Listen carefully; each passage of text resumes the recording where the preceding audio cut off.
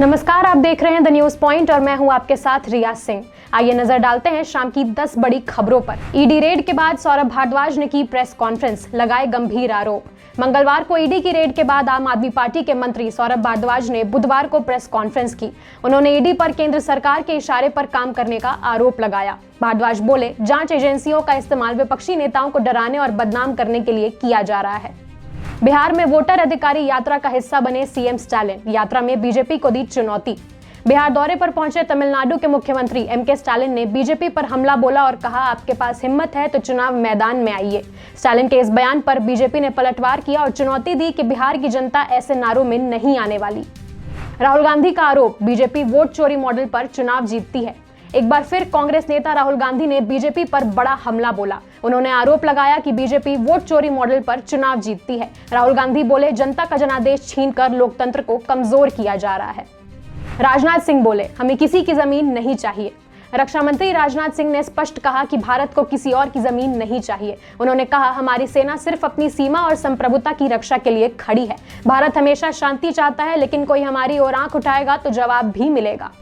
प्रशांत किशोर का दावा, मुसलमानों का साथ मिला तो नीतीश भाजपा को हराना आसान।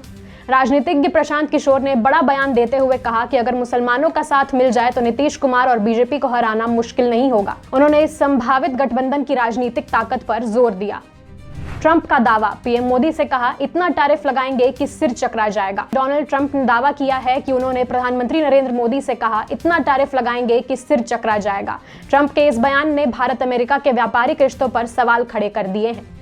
मनाली के पास उफनाई ब्यास नदी, टोल प्लाजा और सड़कें हुई जलमग्न। मनाली से 10 किलोमीटर पहले डालूनाला टोल प्लाजा पूरी तरह जलमग्न हो गया है। ब्यास नदी ने हाईवे पर रास्ता बना लिया है और कई जगह सड़क बह गई है। प्रभावित इलाके में राहत और बचाव कार्य जारी है। वैष्णो देवी हादसे में 33 लोगों की हुई मौत, राहत और बचाव कार्य जारी। वैष्णो देवी के दर्शन स्थल पर भयंकर हादसा हुआ है, जिसमें अब तक 33 लोगों की मौत हो गई है। कई लोग घायल बताए जा रहे हैं और उन्हें अस्पताल में भर्ती कराया गया है। प्रशासन और बचाव दल राहत कार्य में जुटे हुए हैं। मुंबई में बिल्डिंग गिरने से 3 की मौत, कई के दबे होने की आशंका। मुंबई के विरार इलाके में एक बहुमंजिला बिल्डिंग गिर गई, जिसमें 3 लोगों की मौत हो गई है और कई लोग दब गए हैं। राहत और बचाव कार्य तुरंत शुरू कर दिया गया है। घायल लोगों को अस्पताल में भर्ती कराया गया है और मलबे में फंसे लोगों को निकालने का काम जारी है। मुंबई से लेकर जयपुर तक गणेश चतुर्थी की धूम देखने को मिल रही है। भक्तों ने घरों और पंडालों में भगवान गणेश की पूजा अर्चना की। शहरों में रंग बिरंगी सजावट और उत्सव की हलचल पूरे जोरों पर है। प्रशासन ने सुरक्षा और ट्रैफिक प्रबंध भी कड़ा किया है। ऐसे ही और खबरों को जानने के लिए देखते रहिए द न्यूज पॉइंट।